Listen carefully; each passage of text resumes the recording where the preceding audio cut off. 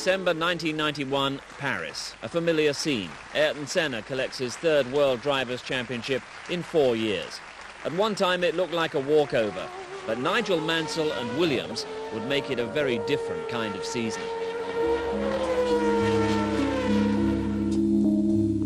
We've been having a hard time, and we're still having a difficult time. We have a very tough championship between now and the end. I think it's going to be really difficult for us to maintain the leadership in the championship. I think Nigel is driving hard, is driving well. If God forbid Ayrton wins and we don't finish the race, then the championship is very, very tough. And we've got to beat him, whether it's for first, second or third, but he's got to finish behind us just to keep in the running. Williams is going for everything. They have nothing to lose. They can only gain, so they are going for everything.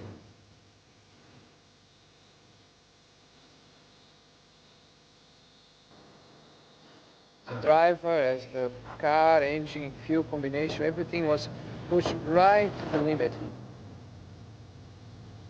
Honda, back in Japan, said, hang on here, this doesn't happen to us. And they built a new V12 engine within 5 or 6 weeks.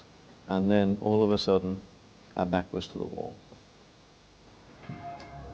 It's a modest World Championship trophy, but it means so much to drivers like Ayrton Senna and Nigel Mansell, and indeed to constructors like Williams and McLaren. This is just a corner of the McLaren trophy collection at their headquarters in Woking. Since 1984, they've been world champion constructors 6 times, during which period they produced the world champion driver on 7 occasions. Now, Nigel Mansell had never won that world title. He'd been coaxed out of apparent retirement by Williams for the 1991 season. And the Senna-Mansell rivalry would certainly be intense. I believe both Nigel and Ricardo Patrese made their best season so far. They drove really well, and they had available a very good equipment too. And the combination of it made them a very serious threat for the championship. Mansell managed to get a few more points than Ricardo during the year, and was the one that could have a go on us at the end of the season. And it was tough. It was competitive, but it was a good, clean fight, and it was, I believe, a very sportive championship. The biggest decision I've ever made in my life is to unretire. You think retiring is the biggest decision. It's when you come back from retirement. And people say, well, what does he mean? Well, for 2 months or so of my retirement, announcing it, I was comfortable with it and there's no problem. And I just dwell on that for a minute because I want people to understand that it's Frank Williams, Patrick Head and the Williams team and associated sponsors that persuaded me that it would be a good idea to come back because they had the opportunity of affording me a chance for the World Championship. And it's a very difficult decision to sort of base a new car on a drawing board and a wind tunnel and say, and a new engine, and say that, look, this will give you the opportunity, or at least half a chance, of going for the championship and winning races. So what I would say to you is that I think we've shown everybody that we stayed in the game for the right reasons, and everybody had quite a lot of good judgment, and you know, I'm pleased at that. A 16-round championship, round 1 was on the streets of Phoenix. Thankfully, they've all got away together well.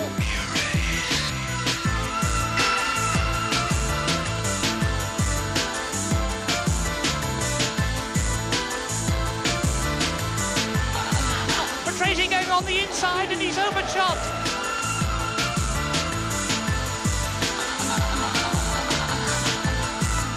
Oh, that's Mansell. That's Mansell. Nigel Mansell.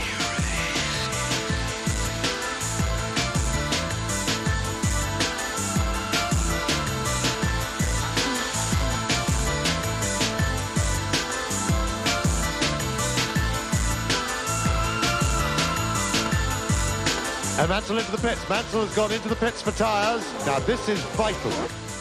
And Mansell's got a problem with the automatic gearbox by the look of it. That is Mansell spinning. He's stopping. Mansell out. Oh! Senna has really got a problem. Here is engine flatting. It's not running clear. Yes, Ayrton Senna achieves his ambition to win the Brazilian Grand Prix, but another lap or two, and I think he would not have done so.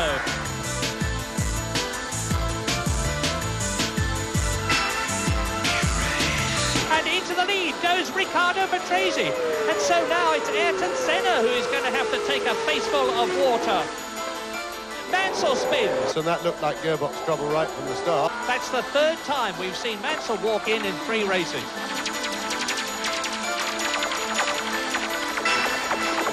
Senna comes in for yet another fine win. And our biggest problem was reliability at the beginning of the year. And what I would say is that if I'm disappointed about anything, it's the fact that it took longer. We had the speed of the car straight away, but it took longer to get the reliability. And the championship was over in Japan, but it was not lost in Japan. And I would like everybody to appreciate that. The championship was lost at the beginning of the year, not at the end of the year, because those 3 wins that Ayrton had at the beginning of the year scored him 30 points. Now, he won the championship by 24 points from myself. Now, I know we had a lot of races I was leading and I fell by the wayside, but that's motor racing to a certain extent. These things can happen. But the main races that we didn't finish at the beginning of the season was the real reason we lost the championship.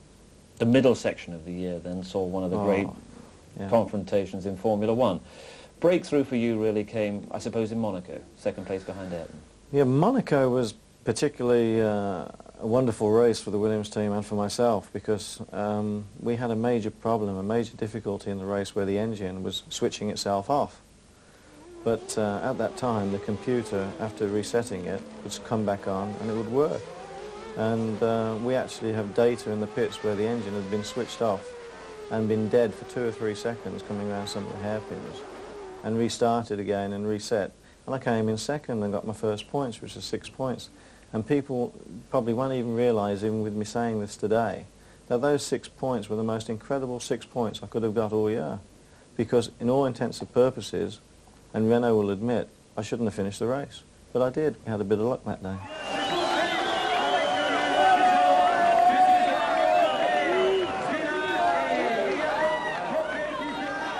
Oh, I didn't really expect to win the first 4 races. Once we test the car for the first time, a couple of weeks before the first race, I thought we were in for a very hard time. And although I did not know what would be the performance from other cars, I thought we would be in many difficulties. Fortunately, we won the first 4 races, and that has been vital for the final result of the year. But I believe the expectation wasn't very wrong when I thought we would have a hard time, because after 4 races, when Williams was more reliable, they were then dominating the races and the championship, and we had very difficult time to cope. It seemed like Williams dominating in Canada. Mansell ahead from the start, and he was a minute clear going into the last lap. It's almost home now, past the Concorde Bridge, then the Metro Bridge, into the hairpin, and then he's just got the straight alongside the Olympic rowing strip with the lake on his right to go through and complete lap 69 to victory in Canada. And he's going to beat Nelson Piquet.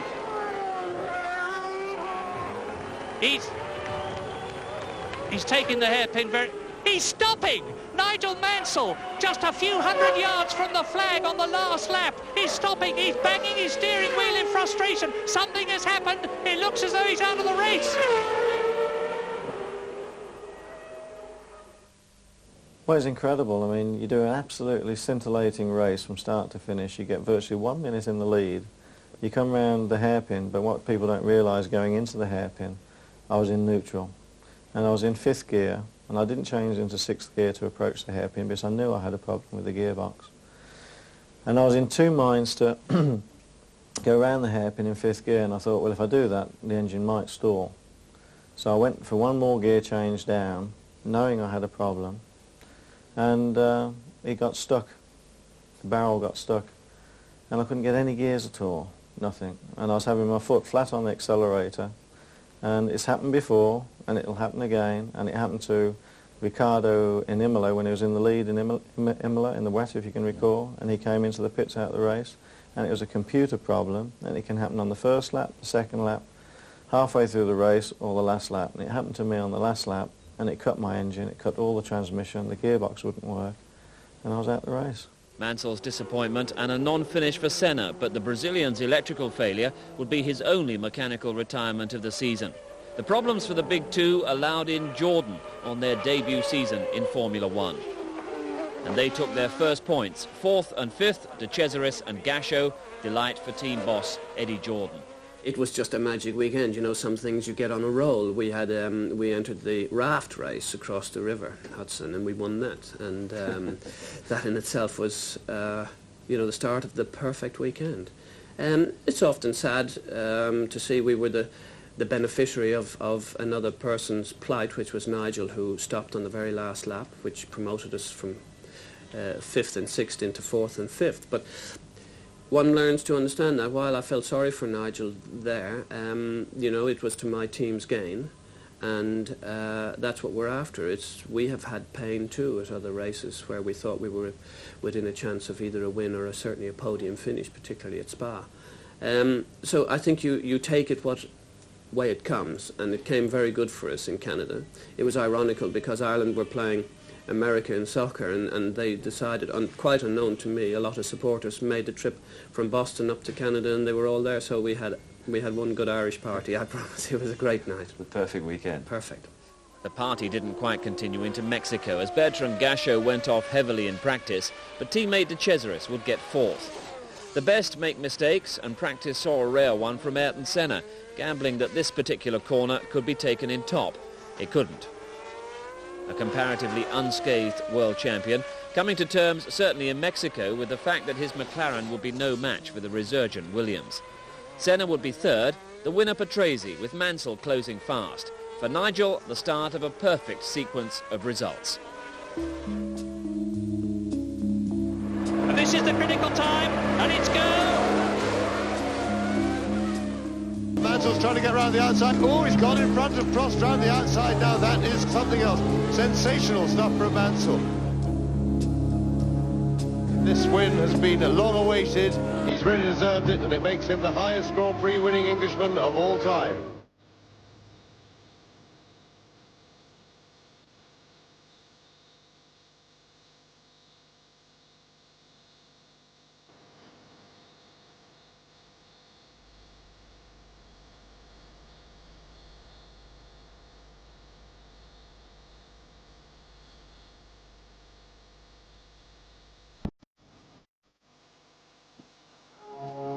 Warming the tyres up now, going around the left-hander towards Luffield corner, and then round here now to Woodcut, and now accelerating as hard as one can. A little bit of wheel spin opposite lock. 2nd, 3rd, 4th, 5th, 6th gear across start and finish line, trying to leave you braking as late as possible for Copse now. Braking at the 100-metre board, round the corner, flat in 5th, accelerating through, leaving every bit of the circuit. 6th. Into this complex of corners at Beckett's now. 5th, bit of oversteer, down to 4th, accelerating through as fast as you can. Now you're losing the picture because of the lateral G load here. You're snapping 9G, down onto Hanger Straight into 6th gear, approaching 190 miles an hour now, and into the new Stowe corner. Down to 5th, down to 4th, trying to hold it tight, accelerating all the way, sliding out, fighting the car a little bit, into 5th, braking hard here now. 4th, 3rd, 2nd, car a little bit in the way, 2nd, 3rd, round club, the new club, the G-Force round here now, look at the helmet. 3rd, 4th, 5th, 6th, coming up round Abbey Curve, very fast now in 6th, up to the Foster's Bridge, a little bit of a lift and flat in 6th gear into the new complex, braking very hard down to 3rd gear, a lot of opposite lock, keeping on the power, fighting the car, coming again into Luffield corner, a lot of slide, a lot of opposite lock. 3rd gear, down to 2nd gear, now through Woodcut again, accelerating across the grass just a little bit, 3rd, 4th, 5th, in 6th gear, start and finish line.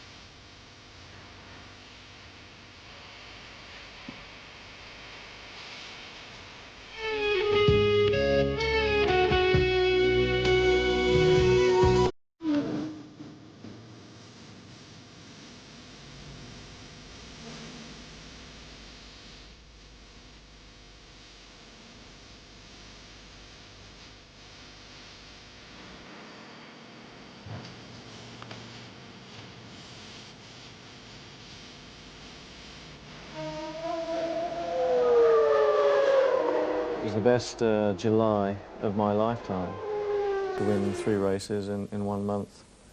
And the car came up to speed, the car was reliable. The French Grand Prix for me was the turning point from the standpoint that unless I started to get good points, the championship was gone. And people don't appreciate that I've been working so hard for the championship. Just because we haven't been getting the results doesn't mean that you don't put the effort in. And if you like, the effort got paid back in the French Grand Prix, the British Grand Prix and the German. And we got the car singing and dancing, and I was up to, you know, good form, and bingo, there we were, 30 points in 3 races, and the championship was alive. And that British Grand Prix, the usual emotional occasion, wasn't it? Well, even now, I mean, I'm going goose pimply. I mean, 4 wins in England, 2 seconds. I think it's a pretty good record. I understand it's quite a good record now. We were frustrated. It was frustrating, but I guess that was simply a sign of how much on the limit we were as a team, you know, as a driver, as the car, engine, fuel combination. Everything was pushed right to the limit to try to cope with the competition at that stage in the championship, because also Ferrari was near to us. And we need to finish the races, but we need to finish in the points.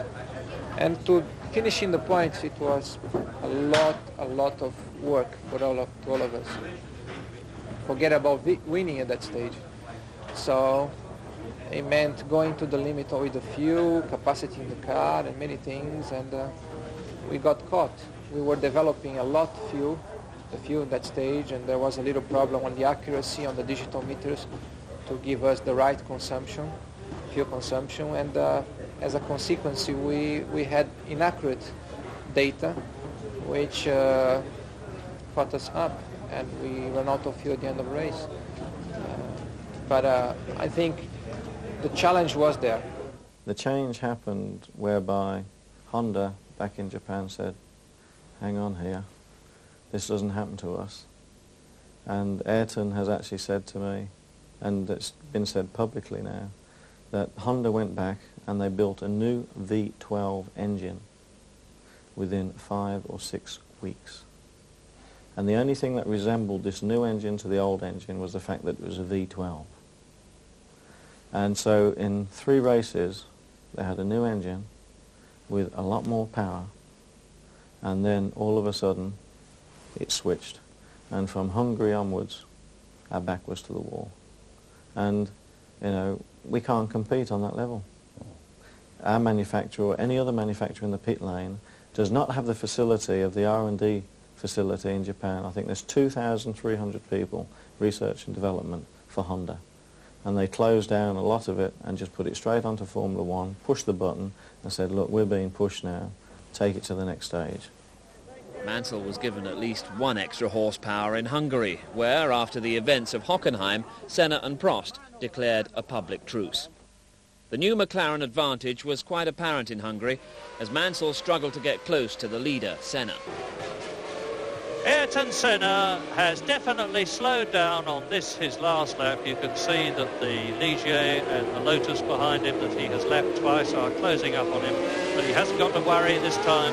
He really could coast home now when he's into and almost out of the last corner to win his 31st Grand Prix with victory in Hungary and to extend his World Championship lead over Nigel Mansell by 4 points. For me, it was complete disappointment because we had made fantastic progress with Williams and Renault and all the other sponsors, and we topped out in July. And then what happened after that was that then Honda made this new engine, Shell, the fuel supplier, made a new fuel, which was all better and it all added up to more power.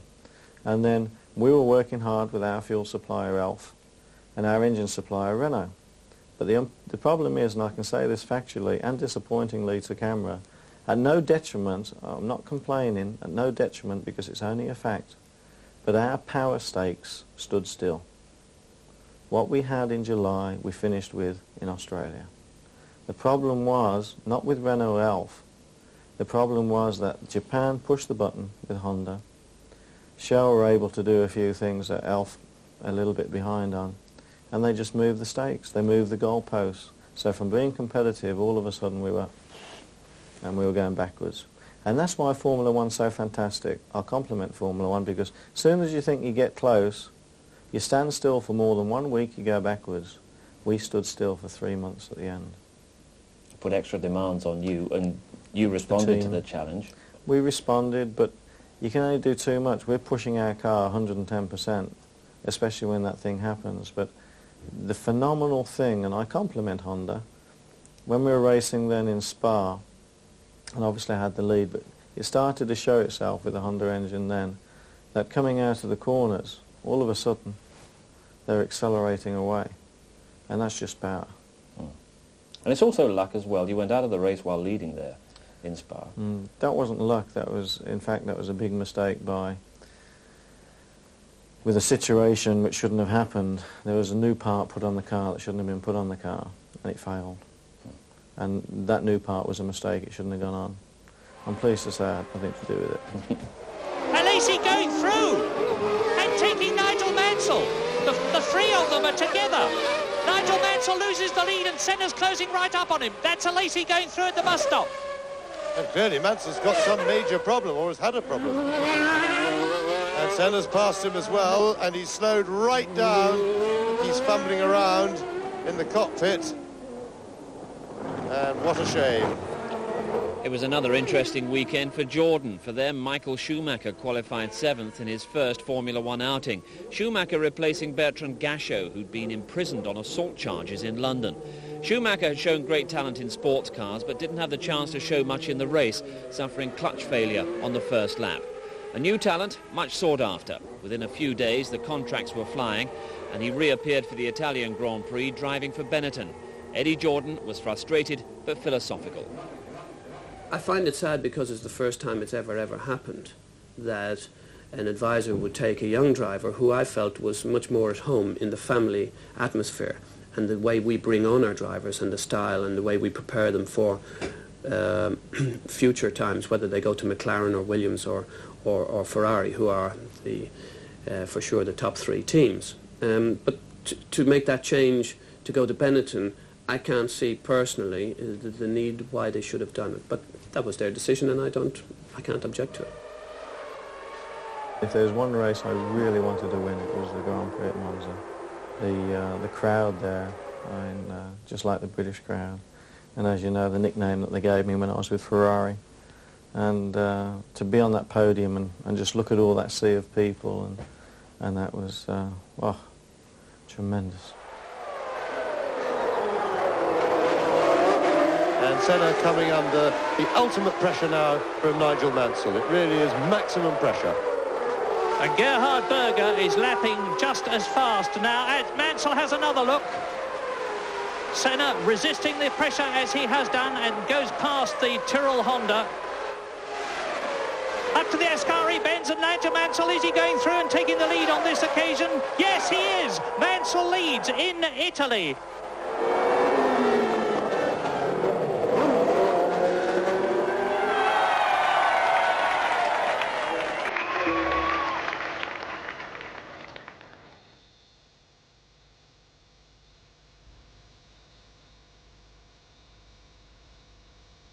As Mansell goes for his start stop. So, critical time, no hurry for the Williams team, just essential to have no errors, nothing stuck on, and just get him turned round. 10 seconds would do nicely. There is not a hurry on this one.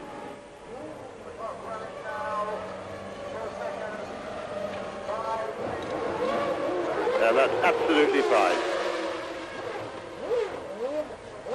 All 3 abreast at the end of the straight. And big battle by the back markers there. And that's Mansell stopped. Nigel Mansell stopped in the pit lane. I don't know what's happened. I've got the faintest idea. All I can tell you is he's stationary, and that means that Patrese is back in the lead. It looks almost as if he's hit the other side of the pit road, or something like that. What has happened? And he looks absolutely gutted. And this will be elation time for Ayrton Senna.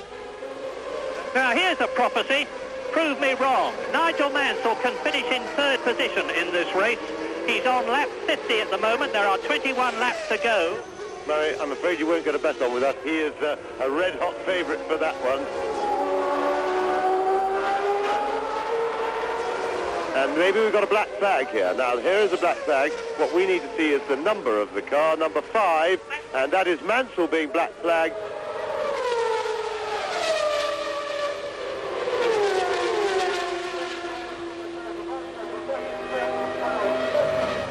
The sequence of events that occurs during the pit stop of the wheel nuts being undone, the wheels being taken off, the new wheels being put on, and the nuts being done up, and then there is a position where the chaps on the guns stand back, stand up in the air, hold the guns above their heads. That is a signal to the jackmen that their job is complete and the nuts are tight, and the person controlling the pit stop then can step out the way and let the car out. And in that process there was a breakdown, and the right rear wheel was not complete, and the guys had not given the signal that they had completed their job, but the process that allowed the car to leave the pits occurred, and Nigel was able to travel 50-60 feet down the pit lane until the wheel, which had not got a nut on it, came off, and he then was stationary in the pit lane. And there is a regulation that says that the car can only be worked on in the inner lane of the pits, and that command was put out over the radio to bring the car back on the rear quick lift jack, but somehow in the kerfuffle a wheel was rushed down there and put on with a gun in the pit lane. So the reason it was black flagged was because of contravening that regulation, and so altogether, operationally, you know, we're pretty unhappy, really. What shouldn't have happened, it did happen, but to lose basically 14 points, because that's what it would have been. I would have had 10 points and Ayrton would have had 4 points less. So it was a 14-point swing in one race. So that was a critical race. But I think, and the great thing, and I hope everybody, or a lot of people can appreciate it, we all stood together, we all stood firm, no one blamed one another. And that was the important thing. We all make mistakes. Nobody's infallible. And again, you had people knocking and headlines. Williams' team is a great team. We all have to work together and live together. And yes, you're right, it was critical for the championship, but no one made that mistake on purpose. And heck, look what we did a week later. The team bounced back. Said a lot about the spirit of the team, that, didn't it?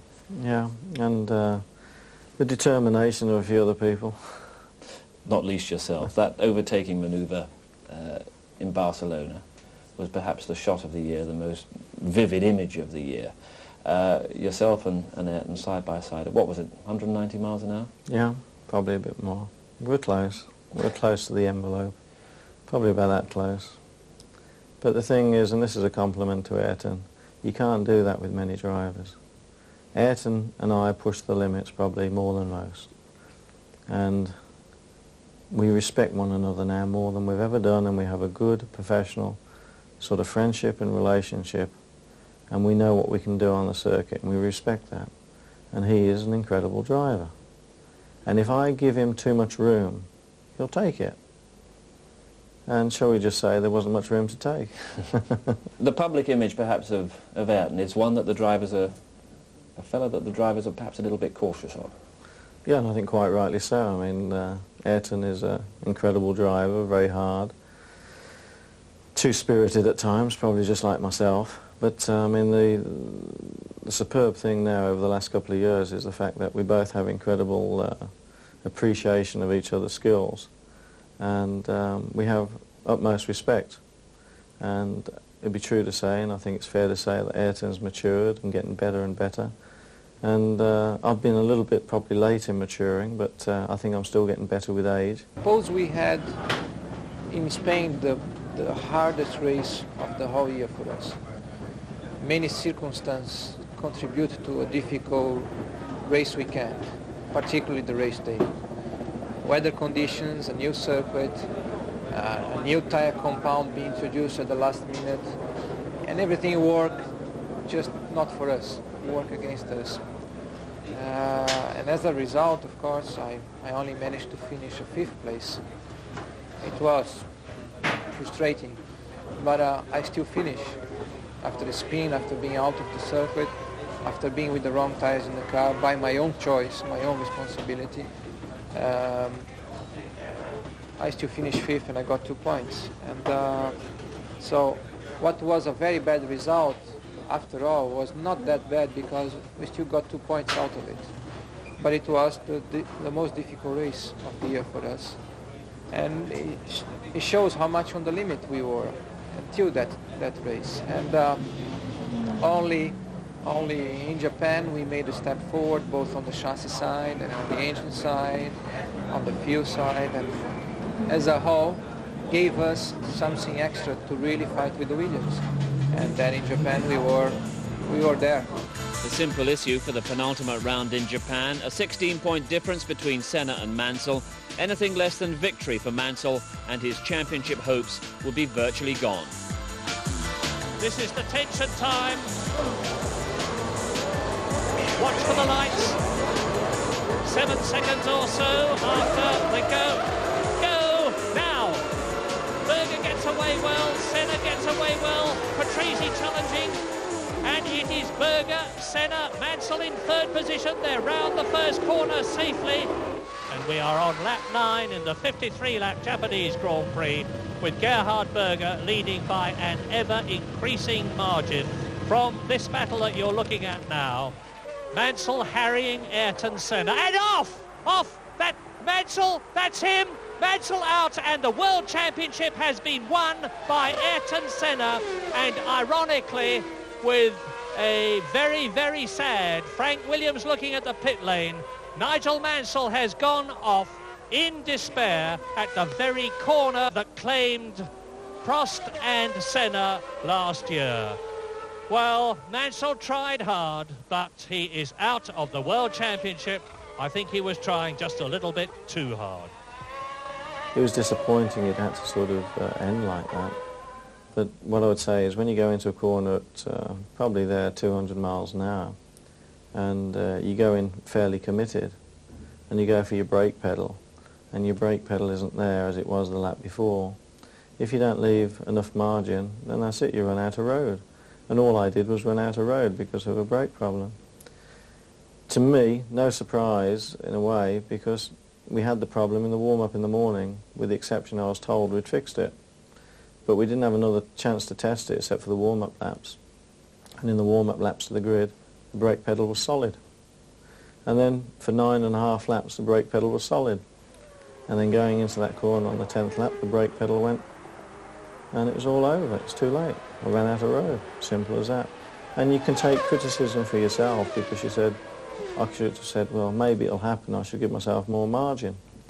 But you see, if you looked at the race, Ayrton down the straights and out the corners was much, much quicker. But I was quicker in the corners.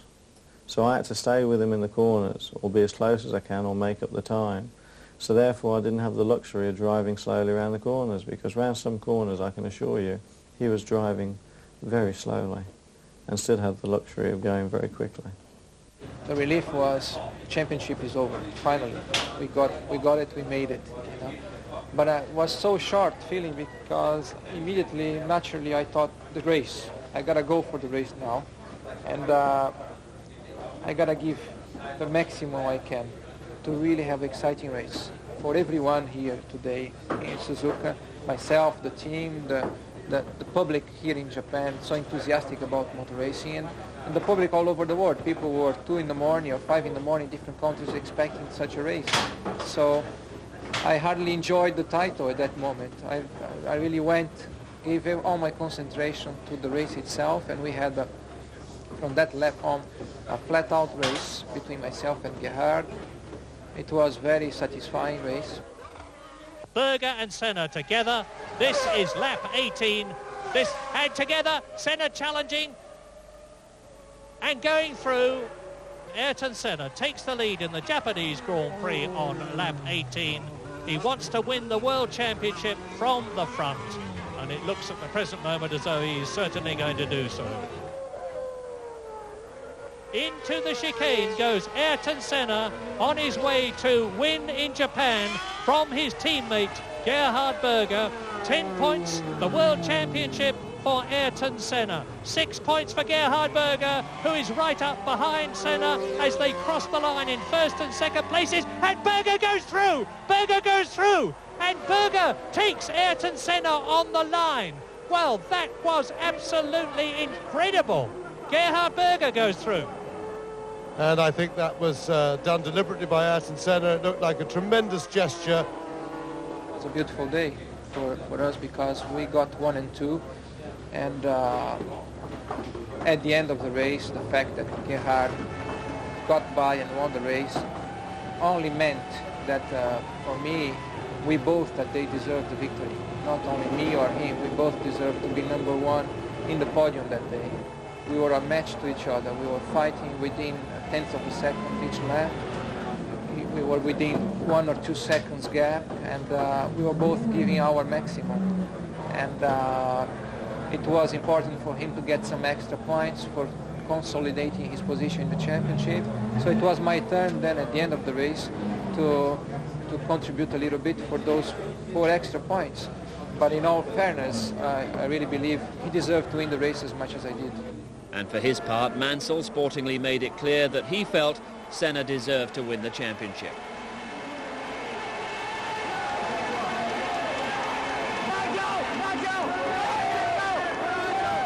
When you come so close, or you try to come close and you're almost bridging it, and you can almost feel that, you know, this shirt is yours, it deserves to be yours, you don't get any relief. And I'll tell you why in one word: because you've got to go through it all again. You can only get relief when you've actually achieved it. And I've been there 3 times and runner-up 3 times, and I'm not proud of that. And I would say that there's even more pressure when you're in that situation than actually achieving it. So hence my motivation and why I'm very, very solidly in my ways for next year. Look at that!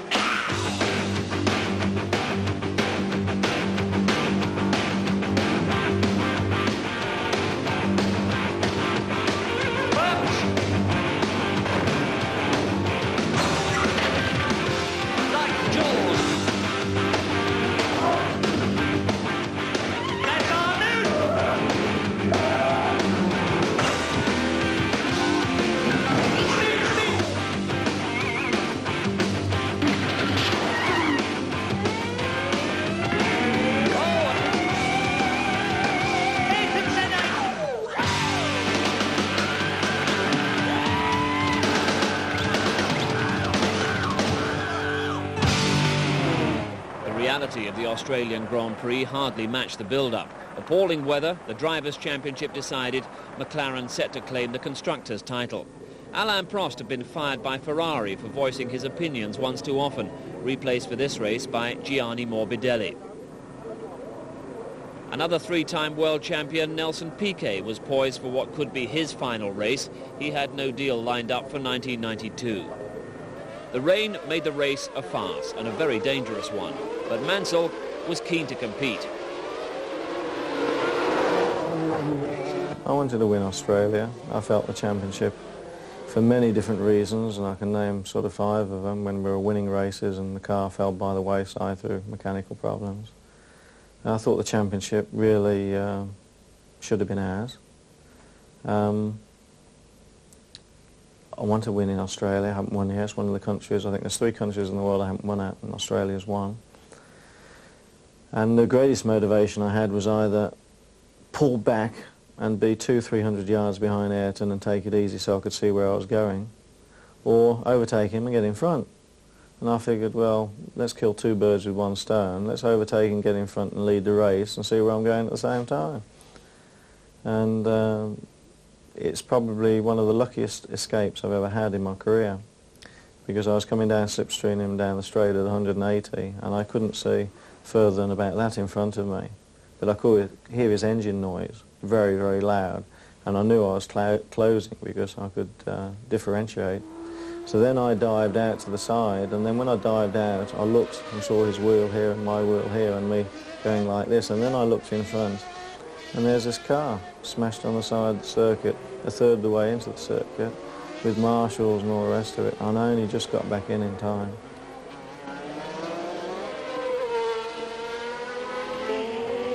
There's a spinner. I saw somebody spinning, and I can see the marshal's flags waving in the background. I want... Well, let's see. Could it have been Mansell? Yes, it is. Nigel Mansell has spun out of the Australian Grand Prix, and that is the end of his race. I don't know whether I hit anything or whatever. All I saw was my wheel coming back, and I thought I saw that before I hit the wall because the car didn't stop. And then I went into this spin, and then I hit the wall hard and stopped. And then I didn't remember anything then for a couple of minutes. Do you come back and reflect on something like that and think, well, I was taking too many risks there, it was just too dangerous? And well, everybody was taking too many. Any person on that racetrack, any person was taking too many risks. The problem we've got is, yes, the race should have started. I won't argue that point. But when there's one accident, if it's in a safe place and out of the way, fine, you don't have to stop the race. Before my accident, there was 12 or 13 cars in the wall. Down the main straight, there was 3 or 4 cars in the wall. There were 2 cars making the straight half the width than it was. There was a truck on the, and there was debris everywhere. I could have picked up a puncher. I could have hit some debris coming around that corner. But the point I'm making is, the pace car should have came out probably 5 laps before. Slow everybody down, clear all the debris away, take the cars away. The track's empty again, you see what the weather conditions are like, the pace car moves on into the pits, the race continues. Or stop the race. But I will take point of issue that that race should not have continued. And when I hit the wall, I mean, I was knocked unconscious a little bit, I might admit that now, and I banged my foot pretty heavy. They stopped the race, but it's too late. They should have stopped it before then. when the red flag eventually came out, it signalled the end of the shortest Formula One race in history, and a low-key end to an otherwise exhilarating season. Immediately for Senna and Mansell, thoughts turn to the future. The important thing for me is to understand as well as possible when is the time to retire, and to retire at the top. And that is my next goal, to really continue having success, but to identify, hopefully at the right time, that somebody young is coming up that can be as good as I am or better than I am, and therefore it might be the time for you to change your way of life and give way to somebody else. I believe I'm still young, relatively young. I'm only 31 and I still have the potential to go on for a few years.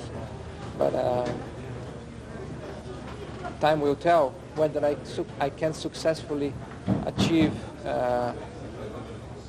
more results and break a few more records as a consequence. But above all, find the right time to make a hard decision to change my profession. Do you know, the fantastic thing in our sport is that it changes overnight. I mean, I was retiring a year and a half ago. Here I am, championship runner-up, 21 wins, 5 more than the great Sterling Moss. I mean, look what things changed in 12 months. Ferrari, shall we say, had discussions whether I would go back there next year, which is an incredible compliment. I won't say what team. I've got a contract on the table now for 2 years on offer. But if the phone call came from Ron Dennis towards the end of the 1992 season, would you treat that with the same hunger as you might treat an approach from Ferrari? I'd say in one word, probably more, because I can only see Mclaren Honda. While Honda are in Formula One, they're getting stronger and stronger and stronger. I hope enough change to put ourselves again in a very strong competitive level in the 92 championship, and with that another successful year. There is a lot of work to be done between now and March next year. And after this year, when we had such a hard time technically, I think everyone is even more aware of the effort we all have to put in order to maintain our own performance and hopefully maintain the #1 in our racing car. What would that world title mean to you? Instant retirement. No. It'd be the end of what I've tried to achieve all my life. One of my aims was to equal Sterling's record. I equalled that, and I thought I was going to retire on the same number. Then this year I've surpassed it by 5 races. I still believe, and I have to believe, that I have a chance at the World Championship next year. Otherwise I would retire, honestly, because I'm not there for making the numbers up. I'm there to compete. I'm there for everybody to enjoy good, strong competition. And that's the way it will be. Mansell harrying Ayrton Senna. And off! That Mansell, that's him! Mansell out, and the World Championship has been won by Ayrton Senna. And ironic...